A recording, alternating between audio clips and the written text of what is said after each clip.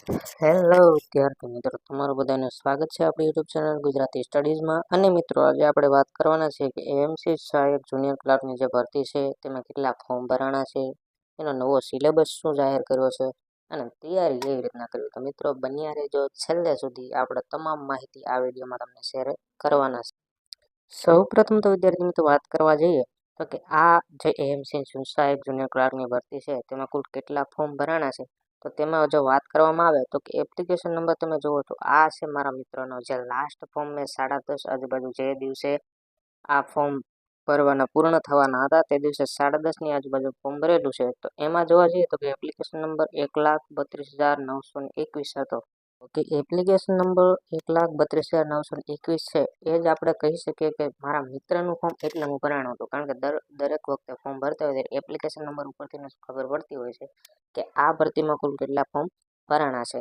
અને ત્યારબાદ જોઈએ તો કે આમાં પણ હરીફાઈ રહેવાની ફૂલ શક્યતા છે. તમે જો ફોર્મ ભરેલું હોય તો તૈયારી સારામાં સારી કરજો. અને આગળ વાત કરવા જઈએ તો કે આ ભરતી બોર્ડ દ્વારા એક અલગ જ એનો નવો સિલેબસ જાહેર કરવામાં આવ્યો છે. તેમાં કઈ કઈ વસ્તુનો સમાવેશ તેઓ લોકોએ કર્યો છે તેની તમામ આપણે ડિટેલ માહિતી મેળવીશું. ત્યારબાદ મિત્રો વાત કરવા જઈએ તો કે આ ભરતી બોર્ડ દ્વારા એક નવો સિલેબસ જે એમને જાહેર કર્યો છે તેમાં વાત કરીએ તો કે સૌ પ્રથમ છે જનરલ નોલેજ, જેને આપણે જીકે કહેતા હોઈએ છીએ.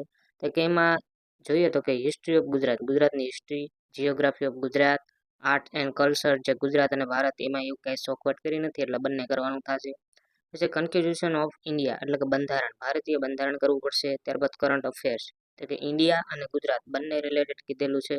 ત્યારબાદ જોઈએ તો કે એન્વાયરમેન્ટ એટલે કે પર્યાવરણ, જનરલ એડમિનિસ્ટ્રેશન.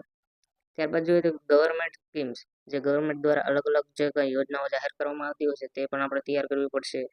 ત્યારબાદ જોઈએ તો કે ગુજરાતી ગ્રામર, જે તેમને 10 માર્કનું કીધું છે, તેમાં એમને સાહિત્ય એવો ઉલ્લેખ ક્યાંય કરેલ નથી એટલે માત્ર ગુજરાતી ગ્રામર કરવું પડે. ત્યારબાદ જોઈએ તો કે ઇંગ્લિશ ગ્રામર, તો મિત્રો ઇંગ્લિશ ગ્રામર પણ 10 માર્કનું પૂછવાના છે. ત્યારબાદ જોઈએ તો કે રીઝનિંગ, તો કે રીઝનિંગ પણ 10 માર્કનું કીધેલું છે. ત્યારબાદ basic computer, basic of computer એટલે કે બેઝિક જે કોમ્પ્યુટર લગતું છે તે 15 માર્કનું પૂછવાના છે. ત્યારબાદ મિત્રો જો જોવા જઈએ તો કે અમદાવાદ સિટી અને એએમસી, આની માહિતી 15 માર્કની પૂછવાના છે મિત્રો, તો આ તો ખાસ કરીને કરવું. ત્યારબાદ જોઈએ તો કે મેથમેટિક્સ એટલે કે ગણિતની વાત કરીએ છીએ જે 5 માર્કમાં પૂછવાનું છે.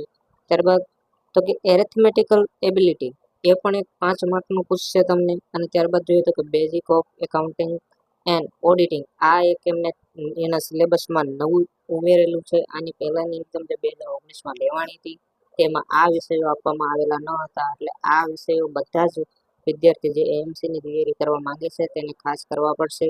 જે 10 માર્કમાં એકાઉન્ટિંગ અને ઓડિટિંગ પૂછવાના છે, તો મિત્રો આ પણ ખાસ કરી લેજો. તો મિત્રો આ આપેલો એમને જે નવો સિલેબસ જાહેર કર્યો છે તેની વાત કરી. હવે આપણે જોવા જઈએ કે આની તૈયારી કરવી કે પહેલા કયા વિષયને પ્રેફર આપવું, ત્યારબાદ કેવી રીતના સ્ટેપ બાય સ્ટેપ તૈયારી કરવી જોઈએ તો એની પણ આપણે વાત કરીશું. તો મિત્રો, ઘણા મિત્રોને એવો પ્રશ્ન હતો કે આની તૈયારી કેવી રીતના કરવી. તો મિત્રો, જો મારું પર્સનલી માનવા જાઓ તો હું એટલું કહીશ કે જો સૌ પ્રથમ તમારે અમદાવાદ જિલ્લો અને એએમસી જે એમને સિલેબસમાં આપેલું છે અને 15 માર્ક જેટલું કવર કરે છે, તો સૌ પ્રથમ મિત્રો તમારે એએમસી અને અમદાવાદ જિલ્લો કરવો જોઈએ. ત્યારબાદ કોમ્પ્યુટર, જે બેઝિક ઇન્ફોર્મેશન કોમ્પ્યુટરની તેના પણ 15 માર્ક્સ છે, તો મિત્રો એ પણ ખાસ કરીને કરવું જોઈએ. સૌ પ્રથમ તમારે આ બે વિષય ઉપર વધારે ફોકસ કરવું. એ થઈ ગયા બાદ ગુજરાતી વિષય એવો છે કે એ પણ તમને રોકડા માર્ક્સ આપી શકે છે, કારણ કે ગુજરાતી ગ્રામર આપણે અવારનવાર જે એક્ઝામો આવતી હોય છે તેમાં તૈયાર કરતા જોઈએ છીએ. જો કોઈ નવો વિદ્યાર્થી છે તો તેમને ગુજરાતીમાં થોડોક ટાઈમ વધારે આપવો જોઈએ. અને ત્યારબાદ મિત્રો જીકેની વાત કરીએ તો મિત્રો એમાં તમારે ઘણા બધા વિષયો કવર કરવા પડે એવું છે, જે લેન્ધી અને લાંબુ પણ થઈ જશે. તો મિત્રો જીકે બને ત્યાં સુધી છેલ્લે રાખવું. ત્યારબાદ એકાઉન્ટિંગ અને ઓડિટિંગ, એ પણ આપણને મિત્રો બેઝિક જ પૂછવાના છે. હા, તેમાંથી પણ આપણે ઓછામાં ઓછા 5 થી 6 માર્ક તો કવર કરી શકીએ છીએ, તો એ વિષય પણ ખાસ કરી લેવા જોઈએ.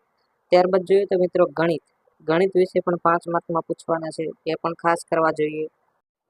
ત્યારબાદ જો મિત્રો વાત કરવામાં આવે તો રીઝનિંગ પણ એક એવો સબ્જેક્ટ કહેવાય કે જે પણ આપણને રોકડિયા માર્ક્સ આપતો હોય છે, તો રીઝનિંગ પણ ખાસ કરી લેવું જોઈએ. તો મિત્રો, આ વિડીયો કેવો લાગ્યો તે તમે ચોક્કસથી તમારા કોમેન્ટ બોક્સમાં તમારા રિવ્યુ જણાવજો. અને જો મિત્રો આ વિડીયો તમને ગમ્યો જ હોય તો એક લાઈક કરતા જજો. અને જે કોઈ મિત્રોએ એએમસીમાં ફોર્મ ભર્યું છે અને તેવા વિદ્યાર્થી મિત્રોને ખાસ આ વિડીયો પહોંચાડજો, જેનાથી તેને પણ થોડી ઘણી માહિતી મળી શકે. તો મળતા રહીશું મિત્રો આવા જ નવા વિડીયોમાં. ત્યાં સુધી ગુડ બાય, થેન્ક યુ.